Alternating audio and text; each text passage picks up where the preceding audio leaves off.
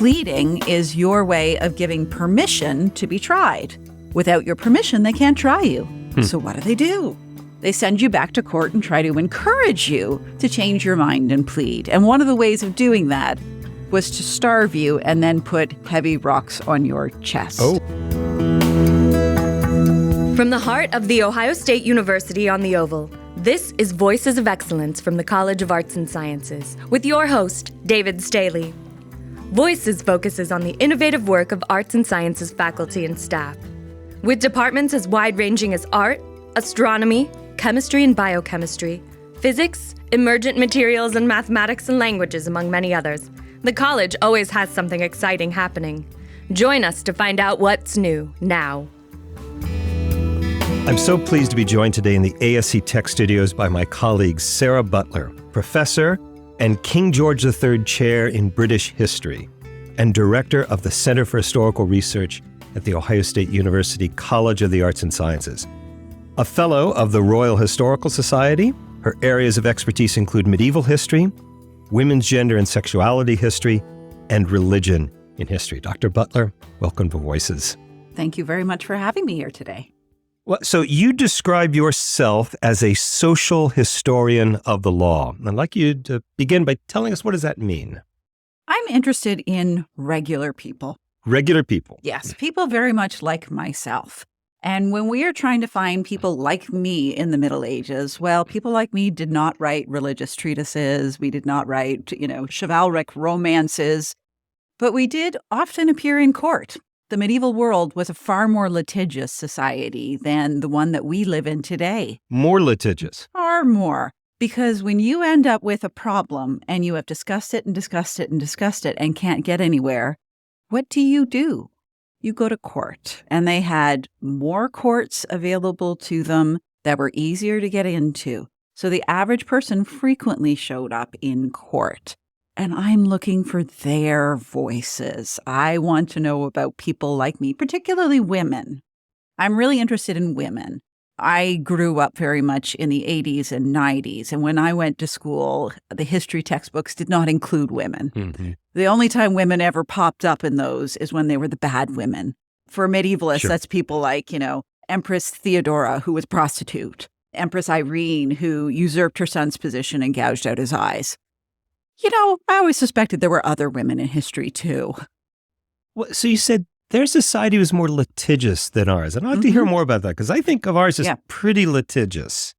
Our society is pretty litigious, but at the same time, there's actually a lot more regulation of basic daily life than you would imagine for the Middle Ages. So you are here appearing in clothing that you chose without having to think at all, I'm sure, about what you put on this morning. Me too.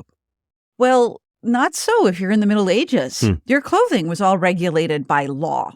If you were a peasant, for example, it was regulated what kind of material you had to wear. If you're in England, wool, because we need to sell English wool. Mm-hmm. It was regulated how many colors you were allowed to wear, what colors, what patterns you were allowed to have. If you were wearing one of those fancy coned hats as a noblewoman, the height of your cone had to be related to the amount of property that your family owned per year. All of this is very much regulated. We don't have curfews today. They did in the Middle Ages. There were times when regular people were not allowed to go to alehouses because they were worried that too many peasants in one place might actually lead to a rebellion. So let's cut down on that. But the wealthier people can do whatever they want. So it actually ended up being a society with, at the very least on the books, a lot more regulation than we could expect. So are you interested in studying the law, or are you interested in studying what the law tells us about ordinary people?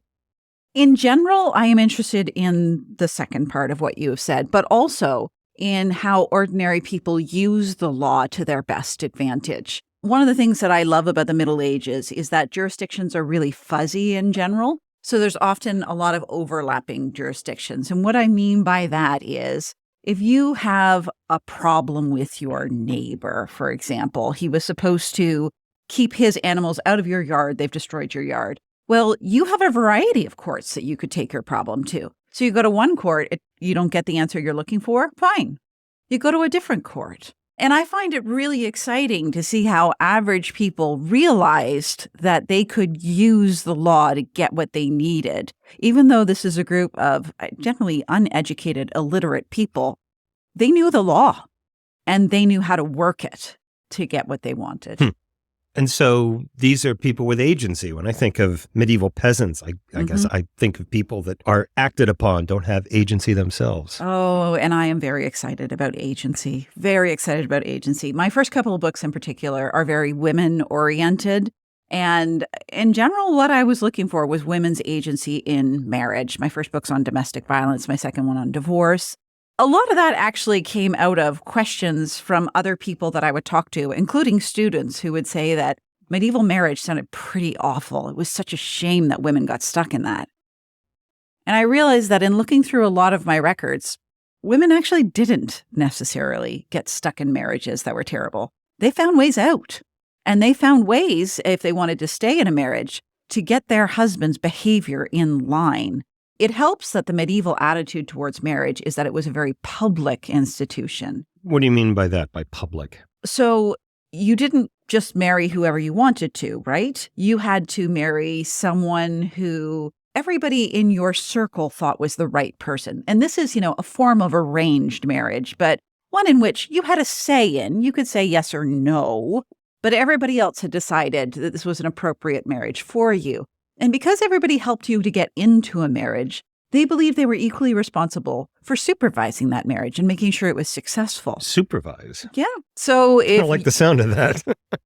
So you may not like the sound of that, but I think a lot of women out there listening might. Because that means if you're having an argument with your husband in your home and he starts getting violent, it's the responsibility of your neighbors to get in there and stop him from being violent. Maybe that means extracting him from the situation, walking him around and talking him through it.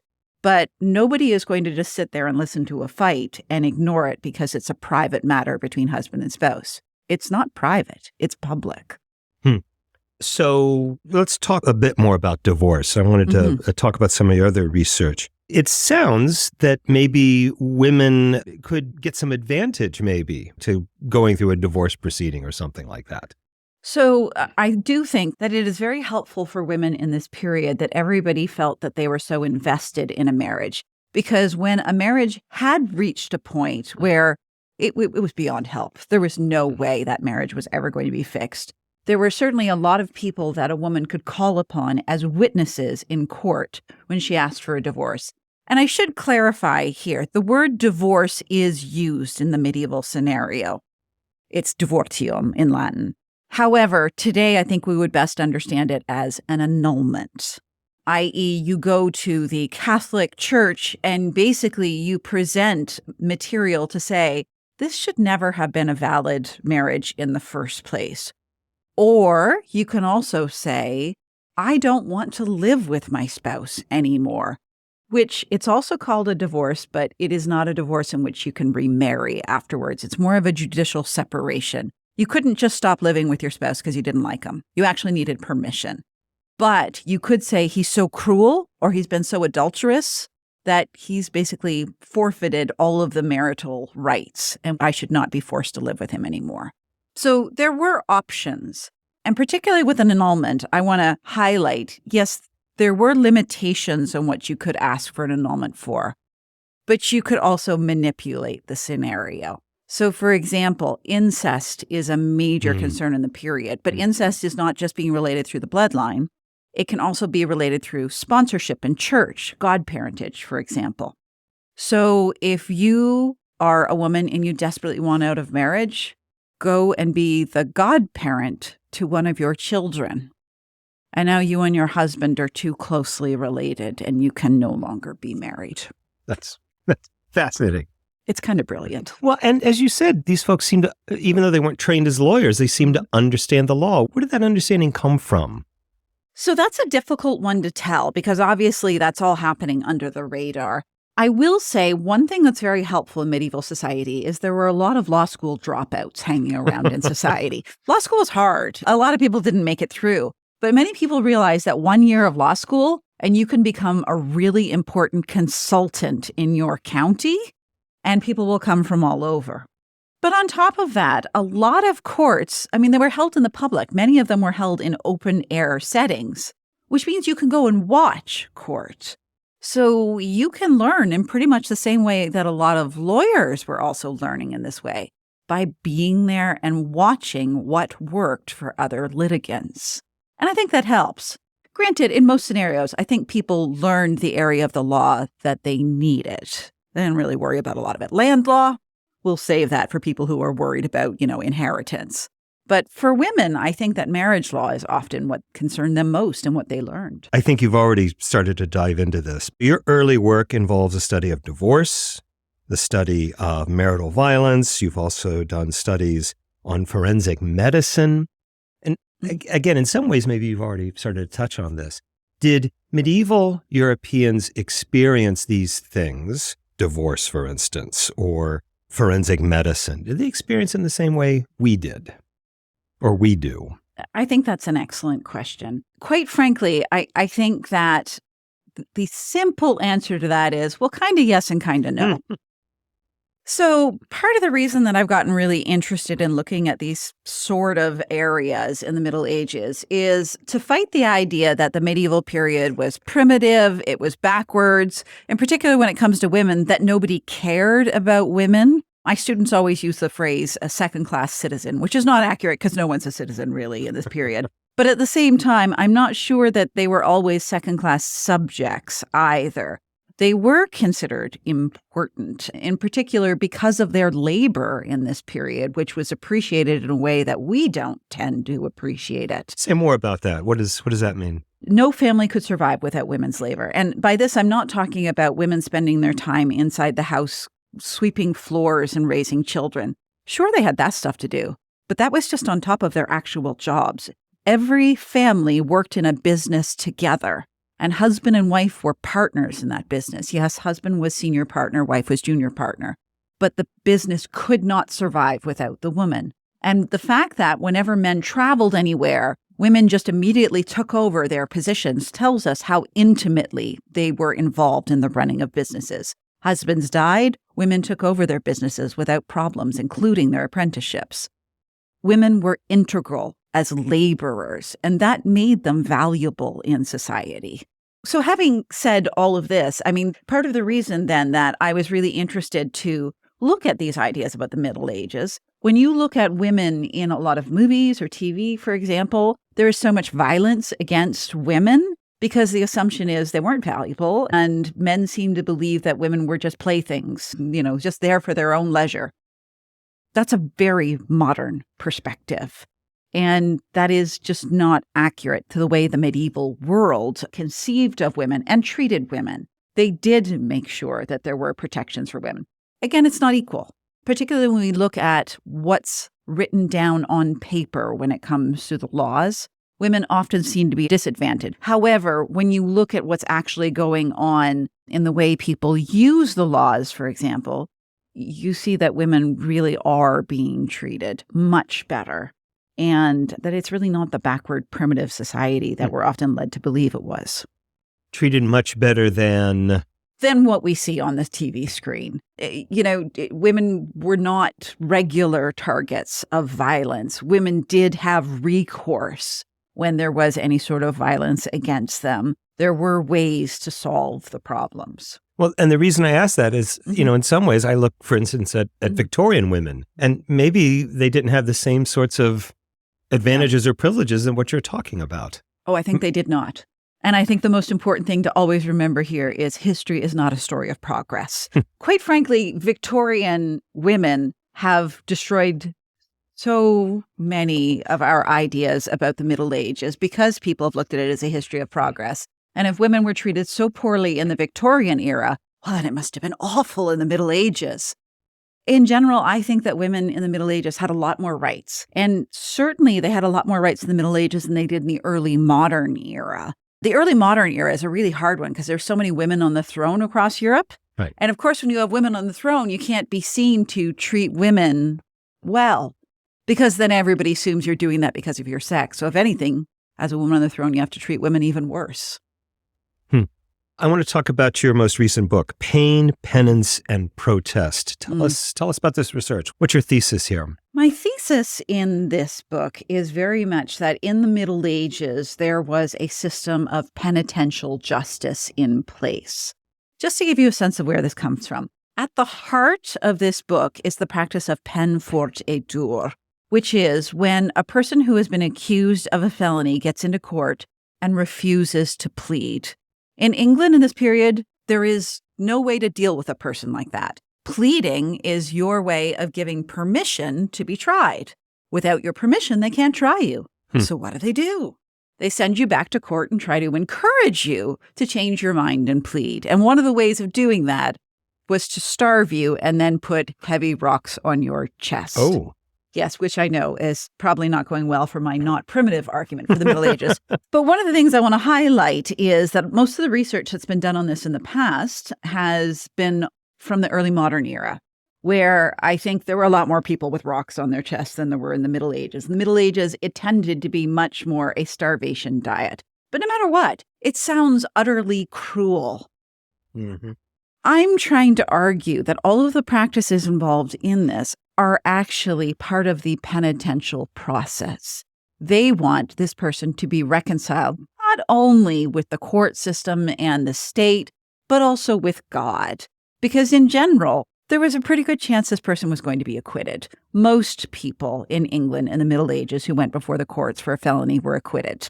Acquittal rates hovered between 80 and 85%. Nobody wanted to convict if they could avoid it, because conviction meant putting a man to death. And if you're sitting on that jury, you're not sure if God is holding that against you as a homicide. So if there is any way you can acquit, you are going to vote for acquittal.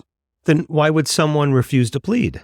Someone would refuse to plead because that is exactly what Jesus Christ did when he stood before Herod. Of course. Yes, it so often goes back to the Bible in the Middle Ages. And it's worth remembering that for a medieval audience, the Bible is not something that they read. It was something they saw performed once a year. The entire Bible, essentially, Genesis to Passion, was performed once a year at these major mystery cycles. Mysteries are guilds in this period. So the trade unions essentially put on all of these plays. And they traveled in circuits around the town for like a 3-day period.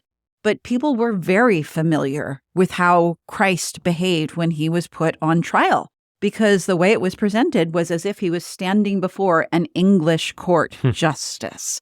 They even use the same terminology, like you hear them say, "Oyez, oyez," to call the court to order. I'm sure they weren't doing that actually in biblical times. That's an Anglo-Norman thing.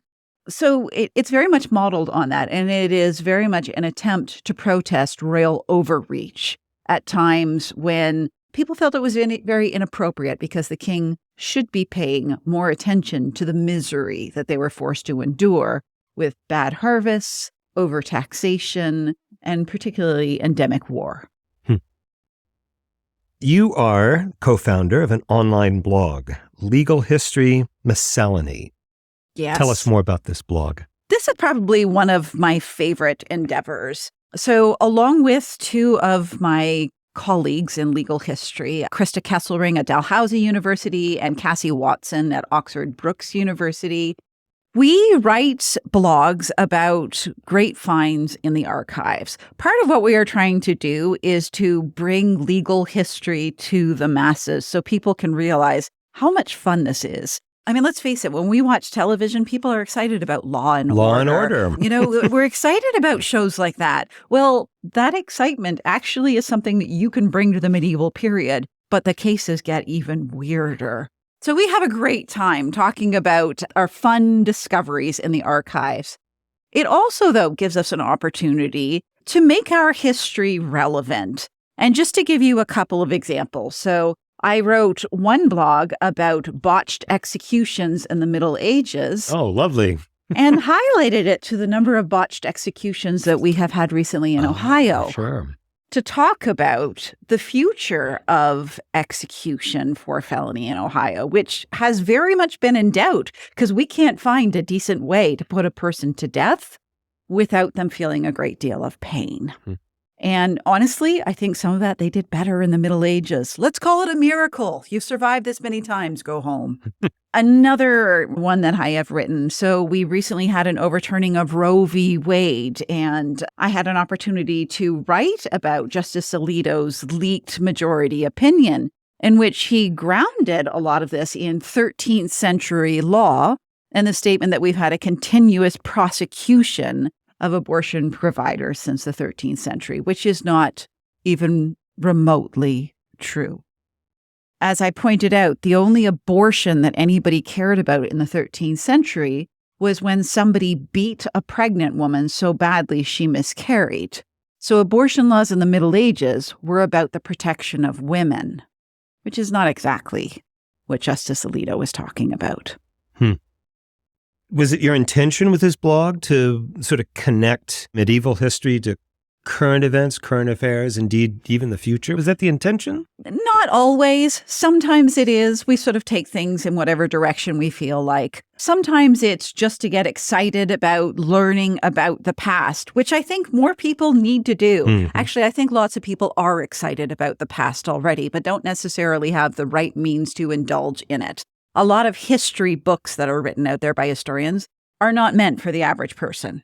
We are trying our best to write them for average people. So, for example, the last blog I wrote actually was about forest laws and talking about dog owners in forests who were living in forests in the Middle Ages.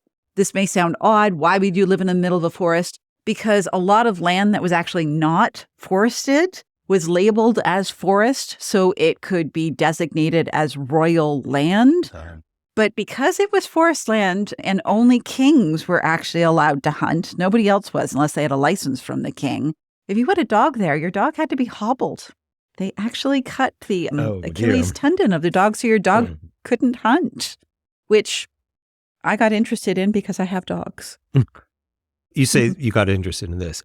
How did you end up in history? Why are you an historian and not, I don't know, a philosopher or a physicist or something like that? Why history? I suspect my mother is entirely to blame. She started passing me books about King Arthur when I was 5. Is that so? Oh, yes, yes.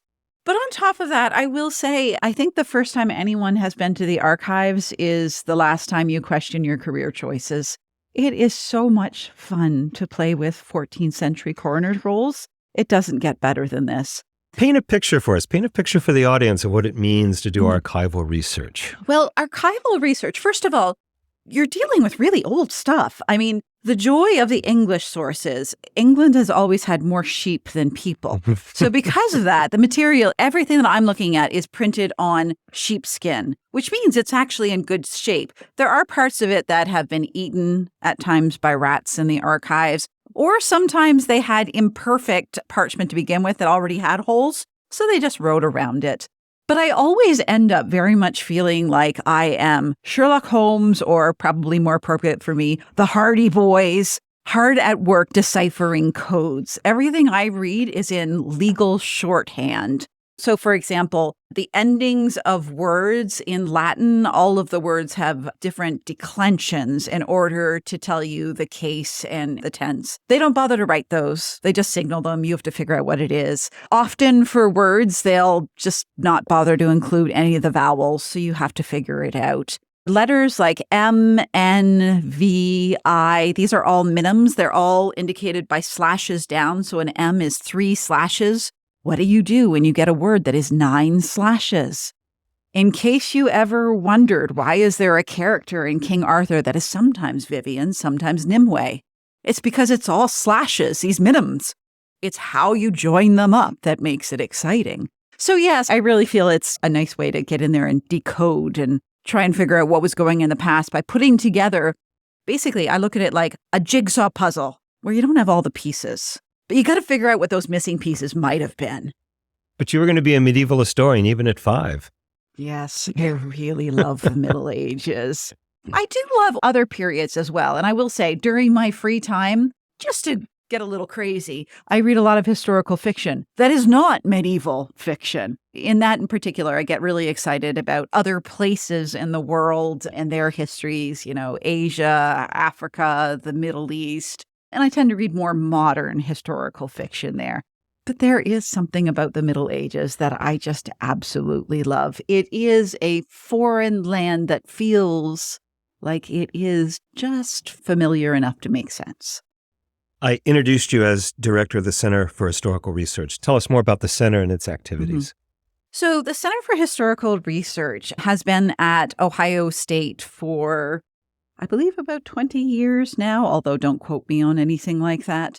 The point of the Center for Historical Research is to bring interesting discussions about history and particularly the relevance of history to the public. But we're trying to approach it in a very interdisciplinary way. So it's mostly us bringing in visiting speakers, but not just historians. So, for example, our upcoming series, we have philosophers, we have cultural anthropologists, we have musicologists, we have art historians. We have 2-year programs that help us to stay organized. Our upcoming program, for example, is on the history of violence. Oh, dear. And obviously, this is something that is right up my alley. It is going to give us a chance to look at violence basically from the Middle Ages to the present. But we're going to be asking a lot of big questions and trying to understand the place of violence in the world that we're living in, but also how we got to where we are. Our first speaker is actually going to be Jennifer Carlson, who is talking on gun violence and democracy in America, which I think is basically going to set the stage for highlighting how everything we're doing is very relevant. But we were inspired to talk about this because everybody keeps saying that we are living in a culture of anger these days, which I think we see in a lot of the news that is out there, the politics in America. But what does it mean to be living in a culture of anger? And does that normalize anger? Does that privilege anger over other emotions? Is there any other way we could be describing this? Is anger somehow intertwined with despair? So we're going to have a little bit of fun with this over the next couple of years. And we've got great speakers coming in. Rebecca Traister, for example, who has written Good and Mad, The Revolutionary Power of Women's Anger, is going to be one of our speakers. We also have Mitchell Murbach, who's coming to talk about medieval art history, and Peter Bruegel the Elder and his portrayals of anger in the Middle Ages. Tell us what you're working on now. What's next for your research? I recently came across a really interesting class of documents in the archives that nobody else has looked at since the 1950s, and I think they're really fun. So, if you are accused of homicide in the Middle Ages, you had no right to be bailed. They sent you off to prison to await trial, with one exception. If you could prove that you had been indicted or if you had been accused maliciously by someone out of revenge, then you could get bail. Well, this produced an entire class of documents of people who paid for essentially an extra trial to prove that they had been accused maliciously. And these are the most fun documents. I feel like I've walked into, I don't know if it's Oprah Winfrey or Geraldo Rivera. I mean, it's somewhere in between there, maybe Maury Povich. But what I'm particularly excited about is the domination of these private accusations by women. Women at law were only supposed to accuse people of any sort of felony in 2 situations: if their husband had murdered and died in their arms, or if they had been raped. But I'm discovering women were accusing just about anybody of murdering just about anybody. And these cases were going through. Judges had absolutely no problem with it whatsoever. And this is leading me to a better understanding of the role that women were able to play in the legal system, even though the legal system did try hard to force them to be represented by their husbands. Women seem to have seen themselves in an official role as the family accuser for any sort of crimes out there. It's also very fun to see what people classified as malicious when it comes to a woman accusing them compared to a man. And in particular, all of this is coming in at a point in time where compensation for homicide has just disappeared from the books. People are supposed to be happy now that the Anglo-Norman kings have decided to put homicides to death, to execute them, rather than to demand compensation for their victims. Of course, people are not so happy with that. They would actually rather have compensation than execution. But when a woman asks for compensation, it seems to be blackmail. Sara Butler, thank you. Thank you for having me. Voices of Excellence is produced and recorded at The Ohio State University College of Arts and Sciences Marketing and Communications Studio. More information about the podcast and our guests can be found at go.osu.edu/voices. Voices of Excellence is produced by Doug Dangler. I'm Jen Farmer.